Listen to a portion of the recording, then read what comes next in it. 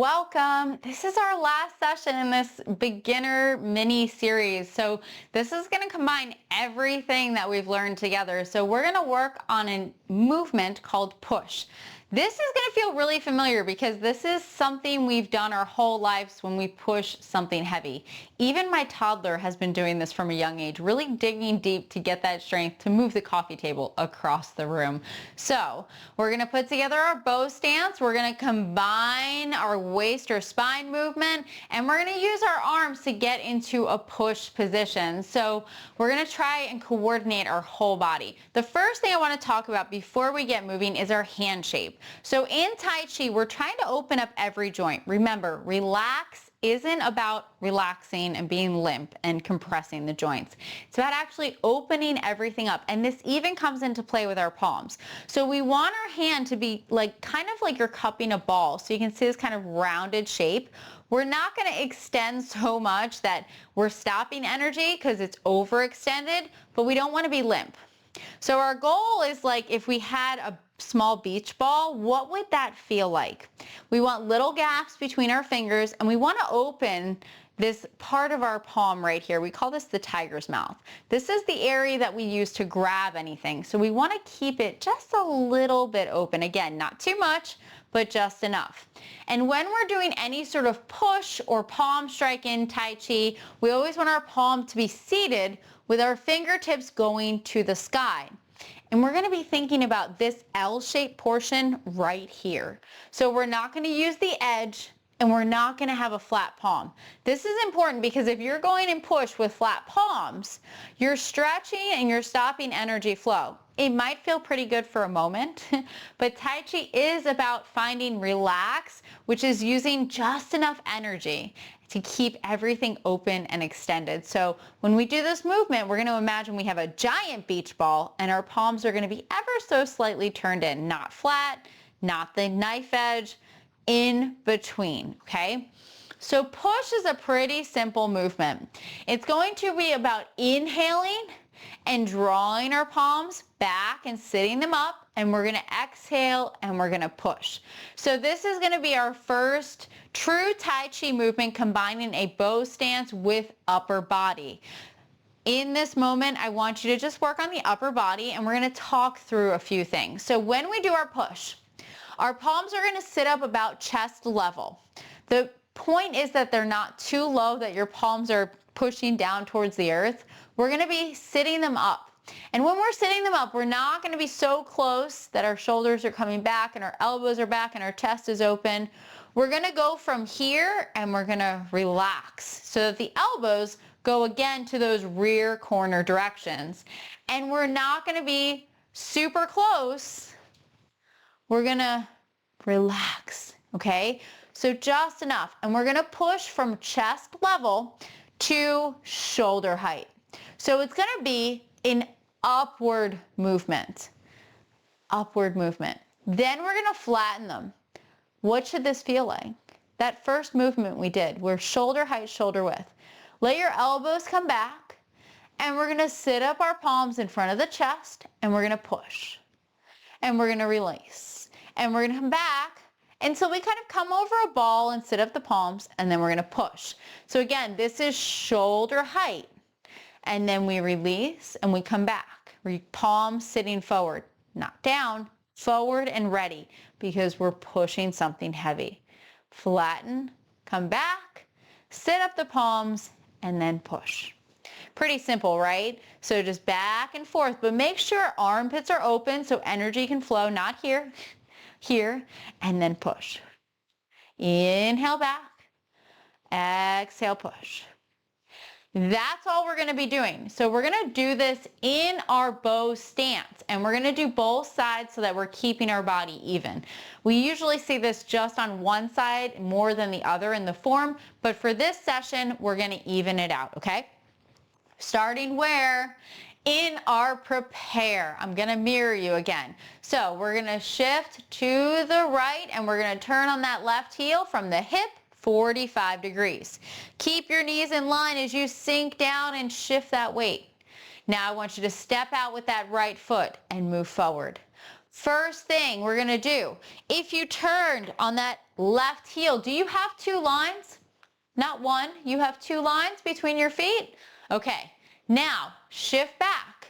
Are you able to pick up? If you were not able to, step a little bit smaller. Don't stretch, relax, 70%. Remember, it's about feeling good, okay? Right now, all we're gonna do is we're gonna shift back and forth, okay? Staying where you are. Remember, we're not up and down. Back and forth.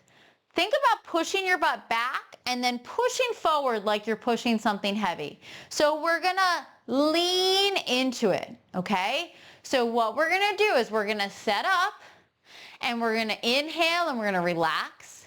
And we're exhaling and we're gonna push. And we're gonna inhale and come back over that ball. Exhale and push. So again, arms sitting back and we're ready. And then we're gonna exhale and we're gonna push, leaning into it. So what would it feel like if you were pushing a fridge or your friend's busted car? You would lean into it, dig deep, and then push. Inhale back, exhale and push. Now what I want you to note is if I said stop, are your arms and your legs halfway? Or are your legs all the way and you only have arms left? We want to make sure that everything arrives together. So this is important. This is how we build power, how we build strength. Inhale back, exhale and push. So can you relax the arms? Can you dig deep into the legs and find that push? Okay, release, come back, let's change, okay? So just switching sides, this time shifting left, turn the right foot. Again, right now starting knees in line. Stepping out, heel, ball, toe, bend your knee and move forward. So is your knee over your ankle? Can't lift the heel, can't lift the toes, centered. And if you shift it back, are you still able to pick up? Or did you have to drag your foot or maybe move quickly? Remember, just let it touch and that's natural and move forward. So same thing. From our palms, sitting up, weight back. Exhale and push. Inhale, flatten the arms. Come back, armpits open. Exhale and push to shoulder height. And again, leaning, so butt back, lean into it. Keep that lean as you move forward. So it's like we're getting ready and then we're pushing. So back and forth. Find the coordination. So again, if I said stop, we still have legs and arms to go together. This takes some thought. The arms have a big movement. The knee's only moving a little bit, right? So we have to slow down the legs or speed up the arms, however you want to think about it, okay? Let's do a few more, back and forth.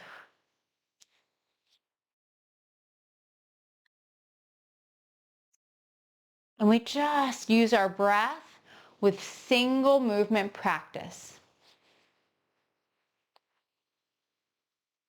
One more.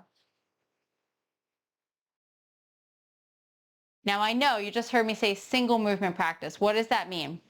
In Tai Chi, most of what we learn is forms. We want to learn those connective movements, but we also need to practice one movement at a time so that we can work on the details and then kind of improve our form practice.